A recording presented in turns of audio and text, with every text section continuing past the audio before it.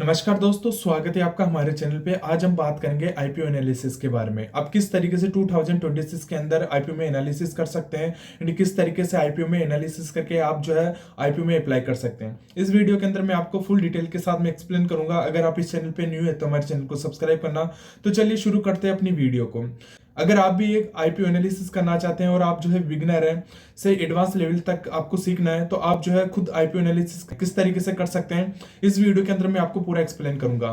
तो सबसे पहला जो की पॉइंट है वो है आईपीओ एनालिसिस हमें किस तरीके से करना चाहिए। आईपीओ एनालिसिस का मतलब होता है कि कंपनी के फंडामेंटल को समझना, कंपनी इन्वेस्टमेंट के लायक है या नहीं है, लिस्टिंग गेन मिलेगा या लॉन्ग टर्म इन्वेस्टमेंट हमें करना चाहिए। आईपीओ सिर्फ हाइप नहीं, number plus business plus valuation का गेम भी होता है। कंपनी का बिजनेस मॉडल की बात करते हैं तो सबसे अधिक सवाल पूछे जाते हैं वो होते हैं कंपनी के बिजनेस मॉडल से रिलेटेड।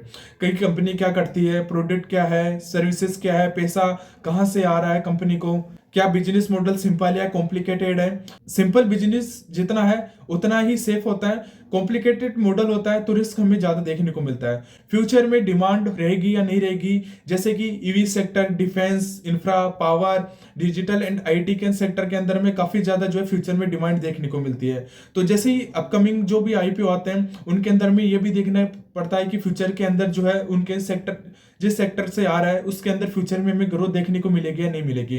इन सेक्टर में फ्यूचर के अंदर ग्रोथ हमें देखने को मिलती है, जो मैंने आपको बताया है। अगर रूल्स की बात करता हूं तो जिस बिजनेस के अंदर आप समझ नहीं पा रहे हो तो आप जो है उस आईपीओ में अप्लाई मत करो। अगर स्टेप 2 की बात करता हूं कि कंपनी के फाइनेंशियल किस तरीके से हमें देखने चाहिए, तो रिन्यू प्लस सेल्स देखो कि पिछले 3 साल के अंदर उसने कितना सेल किया है, हर साल बढ़ रही है या हमें घटने को देखने को मिल रही है। और जो हमारा पॉइंट आता है जैसे अपनी प्रॉफिट के अंदर है, लॉस के अंदर है, प्रॉफिटेबल स्टेबल है या फ्यूचर के अंदर जो देखने को मिल सकता है, लगातार लॉस वाली कंपनी तो नहीं है। मार्जिन की बात करें तो net profit margin, operating margin, high margin equal to strong pricing power हमें देखने को मिलेगी। गोल्डन रूल की बात करता हूं तो रिन्यू प्लस प्रॉफिट दोनों ग्रो कर रहे हैं तो आईपीओ एकदम गुड हो सकता है। अगर स्टेप 3 की बात करता हूं, जो हमारे की पॉइंट 3 है मोस्ट इंपॉर्टेंट, कि कंपनी को कोई लोन तो नहीं है।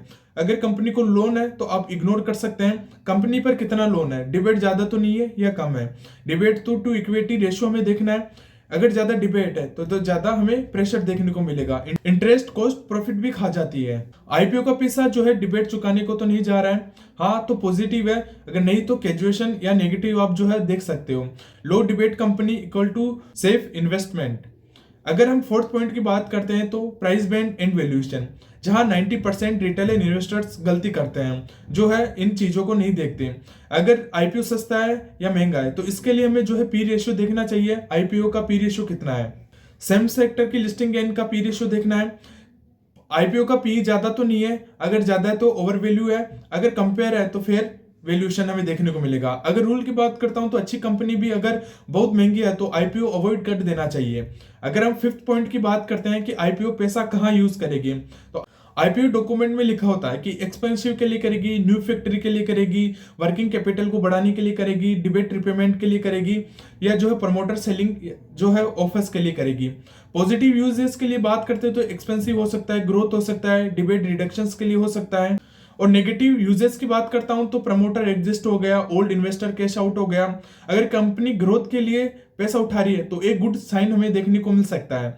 और हमारा जो 6 पॉइंट है प्रमोटर एंड मैनेजमेंट क्वालिटी, तो कंपनी सिर्फ प्रोडक्ट नहीं चलाती, मैनेजमेंट भी चलाती है। तो आपको चेक करना चाहिए कि प्रमोटर एक्सपीरियंस कैसा है, पास्ट ट्रैक रिकॉर्ड हमें देखना चाहिए कंपनी को, कंपनी में प्रमोटर लिस्टिंग की होल्डिंग किस तरीके से हमें देखने को मिल रही है। अगर हाई प्रमोटर होल्डिंग है तो एक कॉन्फिडेंस मिलता है हमें आईपीओ अप्लाई करने के लिए। अगर फ्रीक्वेंट स्टेट सेलिंग है तो जो हमें रेड फ्लैग मिलता है कि आपको जो है इसमें सोच समझकर अप्लाई करना चाहिए।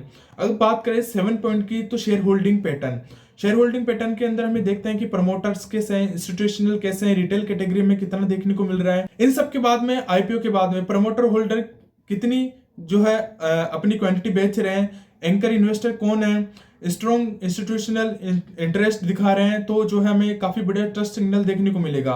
अगर बात करते हैं 8 पॉइंट की कि GMP and grey market premium analysis, तो जीएमपी बताता है कि मार्केट का सेंटिमेंट कैसा है, लेकिन याद रखना जीएमपी गारंटेड प्रॉफिट नहीं देता है। जीएमपी कैसे यूज करें, ट्रेंड देखो, इंक्रीज देखो, डिक्रीज देखो, आईपीओ फंडामेंटल से कंपेयर करो, strong fundamental plus decent GMP तो हमें बेस्ट कॉम्बिनेशन हमें देखने को मिल सकता है। अब बात करते हैं 9 पॉइंट की, जो कि सब्सक्रिप्शन एंड डेटा एनालिसिस का है। तो क्यूआईबी ने कितना बिग इन्वेस्टमेंट किया है, एनआई ने कितना किया है, एचएनआई ने कितना किया है, या रिटेल इन्वेस्टर्स ने कितना किया है। अगर क्यूआईबी स्ट्रॉन्ग है तो लॉन्ग टर्म हमें कॉन्फिडेंस देखने को मिलता है। सिर्फ रिटेल ओवर सब्सक्राइब हुआ है तो एक आप जो है थोड़ा बहुत रिस्क देख सकते हो। अब जो हमारा 10 पॉइंट है कि listing gain versus long term decision.